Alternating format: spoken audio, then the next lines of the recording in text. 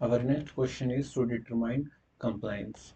Compare the actual working hours with the agreed working time of 8 hours and 30 minutes. Allow a tolerance of up to -6 minutes. Label entries as complaint or non-complaint.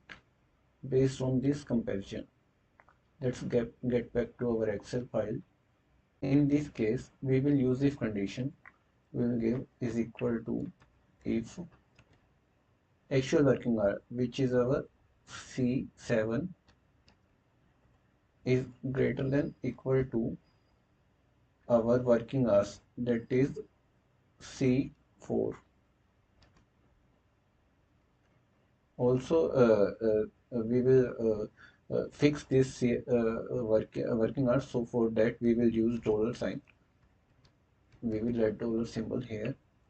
Also, it is given in our question that tolerance up to -6 minutes. So if we convert 6 minutes into hours, it will be 0.1.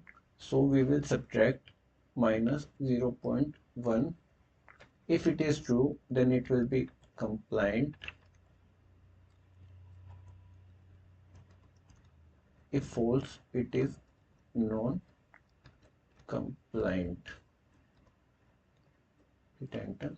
You can see we can double click to apply it for all rows. We get a result.